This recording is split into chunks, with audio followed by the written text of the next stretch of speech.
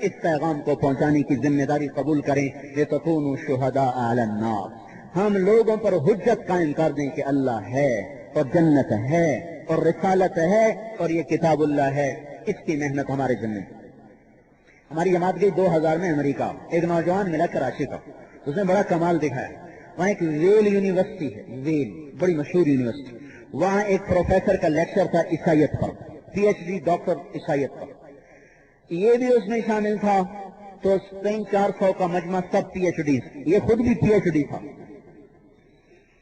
انہوں نے عیسائیت کی تبلیغ کی، پھر کہا بھی کوئی سوال؟ تو یہ کھڑا ہوا کہ میرا ایک سوال ہے۔ کہ کیا؟ کہ 3 خداؤں کو آپ ثابت کریں عقلی طور پر۔ تو تین ہیں، اس کی کوئی عقلی دلیل ہے ہی کوئی؟ لہذا اس میں وہ چکر کھا جاتے ہیں، وہ کہتا بس اس کو کڑوا گھون سمجھ کے پی لو کہ 3 ہیں، دلیل ہے ہی نہیں، وہ کیسے؟ تو جب وہ دائیں بائیں ہونے لگا تو انہوں نے کہا میں دلیل دیتا ہوں کہ اللہ ایک ہے 3 نہیں۔ انہوں نے کہا تمہارے پاس کیا دلیل ہے؟ کہ یہ ہماری کتاب دلیل ہے، ہمارا قرآن دلیل ہے۔ کہ یہ کیسے ثابت ہو کہ یہ قرآن اللہ کی کتاب ہے؟ کہ اس کی میرے پاس دلیل ہے، یہ تمہارے پاس کمپیوٹر ہے، سپر کمپیوٹر اس کو کہتے ہیں، وہ 1 منٹ میں 1 ارب زاویوں سے چیز کو دیکھ لیتا ہے، 1 ارب زاویوں سے۔ اس کمپیوٹر کو قرآن میں ڈالو اور اپنی انجیل کو بھی ڈالو، اپنی بائبل کو بھی ڈالو، یہ سارا قرآن 19 کے ہندسے کے ساتھ ساتھ چلتا ہے۔ جیسے بسم اللہ الرحمن الرحیم کے 19 حرف ہیں، اس طرح ہر سورت، ہر آیت، ہر مضمون 19 کے ہندسے کے ساتھ ساتھ چلتا ہے۔ تم اسے پرکھو، کہیں 19 کا ہندسہ لوز ہو جائے تو یہ اللہ کی کتاب نہیں۔ اب تم بائبل کو بھی ڈالو، یہ ہر جگہ ٹوٹ جائے گی، ہر جگہ ٹوٹ جائے گی، اس سے پتہ چلے گا تمہاری کتاب بدل چکی ہے، میری کتاب نہیں بدلی۔ انہوں نے کہا اچھا ہمیں 1 ہفتے کی مہلت دو، 1 ہفتے کی مہلت دے دی۔ 1 ہفتے کے بعد دوبارہ سارے وہ پی ایچ ڈیز اکٹھے ہوئے، وہ پروفیسر آیا، کہا بھائی ہم نے تمہاری کتاب کو دیکھا اور پورا ہفتہ دیکھا، کسی جگہ بھی ہم نے اس میں نہ جھول دیکھا، نہ 19 کے ہندسے کو ٹوٹتے دیکھا۔ تو یہ بات حق اور سچ ہے کہ ایک ہندسے پر اتنی بڑی کتاب کو گھمانا انسانی طاقت کی یہ بات نہیں، واقعہ نہیں ہے، اللہ ہی کا یہ شاہکار ہے۔ اور اس پر 70 آدمی مسلمان ہوئے، بشمول وہ پی ایچ ڈی پروفیسر جو عیسائیت کی دعوت دینے آیا تھا، اس کے ساتھ 70 پی ایچ ڈی مسلمان ہوئے۔ ہمارا ایک نوجوان بھی اگر ہمت کر لے تو یوں اسلام کا ذریعہ بن سکتا۔ ہم نے کبھی سوچا ہی نہیں کہ ہم نے دنیا میں اسلام پھیلانا۔ ناظم بننے کے شوق چڑھے ہوئے، ہوٹل بنانے کے شوق چڑھے ہوئے، ہوٹل گھر گھر ہوٹل بن گئے، بس کمائیوں کے شوق ہیں، ذمہ داروں کو اپنے شوق، تاجروں کو اپنے شوق، جوانوں کو اپنے شوق، مردوں کو اپنے شوق، عورتوں کو اپنے شوق، اور بھائی کو یہ شوق بھی بنائے کہ یا اللہ میں نے تیرے ایمان کو، تیرے اسلام کو دنیا میں زندہ کرنا۔ تو یہ محنت سانجھی ہے، مردوں کی بھی عورتوں کی بھی، اس کو لے کر ساری دنیا میں پھرنا، یہ اس وقت کی سب سے بڑی ندا اور صدا ہے، اور سب سے بڑی ضرورت ہے بھائیو۔ ایک آدمی کا کلمہ پڑھ لینا 7 زمین کی بادشاہی سے بڑی چیز۔ یہ جذبے دوبارہ زندہ ہو جائیں ہمارے بچوں میں، ہماری بچیوں میں، ہمارے مردوں میں، ہماری عورتوں میں۔ اس کے لیے وقت لگانا پڑے گا، نکلنا پڑے گا، سیکھنا پڑے گا۔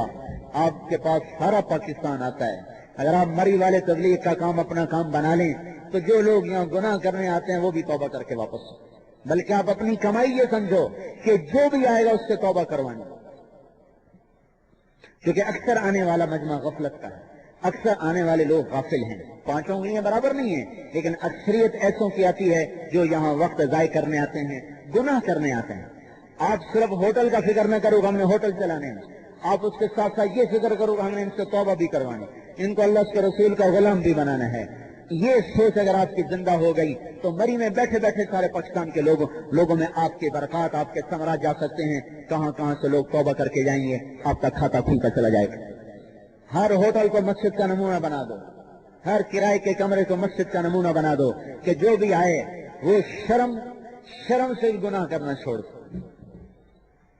ماحول ایسا بناؤ کہ انہیں شرم آئے گناہ کرتے۔ اب تو ماحول ایسا بنا ہوا ہے کہ گناہ کے لیے دعوت چلتی ہے اور گناہ کے لیے شے ملتی ہے۔ آپ بھائی ایسا ماحول بناؤ کہ گناہ کرنے والا بھی توبہ کر کے جائے گا. یا شرم آتی ایسے پاک ماحول میں کیسے گناہ کروں. تو ماحول ایسا بناؤ تو انشاءاللہ آپ کا کھاتا سارے ملک میں کھل سکتا ہے اور اس کے ذریعے سے ساری دنیا میں کھل سکتا ہے. اس کے لیے بولو بتاؤ بھائی آج تک جو ہوا اس پہ تو کرو توبہ. اللہ بڑا کریم ہے, بڑا مہربان ہے, معاف کرنے کو بڑا پسند کرتا ہے. جو ہو گیا یا اللہ معاف کر دو. اور معافی کا دروازہ اس کے ہاں کھلا ہوا ہے موت تک. جب تک سانس نہ ٹوٹے موت توبہ کا در کھلا ہوا ہے. اس پر تو ہم توبہ کریں اور آئندہ اس زندگی کو اختیار کرنے کی نیت کریں جو اللہ کے رسول لے کر آئے. پاک زندگی, پاکیزہ زندگی, اللہ کے ہاں مقبول زندگی.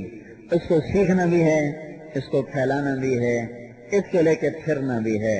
نبوت والی عبادات کے ساتھ نماز زندہ ہو, روزہ زندہ ہو, زکوٰۃ دینے والے زکوٰۃ دیں, جن پر حج فرض ہے وہ حج کریں. نبوت والے اخلاق کے ساتھ معاف کرنا سیکھیں, درگزر کرنا سیکھیں, برے سے اچھا بننا سیکھیں, گالی دینے والے کو دعا دینا سیکھیں. ہمارا انتقامی معاشرہ انتقامی. جب خاوند کسی سے لڑ پڑے تو بیوی سے بھی کہتا ہے تو نے اس سے بات نہیں کرنی ورنہ تمہیں طلاق دے دوں گا. اور عورت کسی سے لڑ کے آ جائے تو میاں سے کہتی میری اس سے لڑائی ہوگی تو نے ان کے گھر میں نہیں جانا ورنہ تیرا گھر چھوڑ کے چلی جاؤں گی.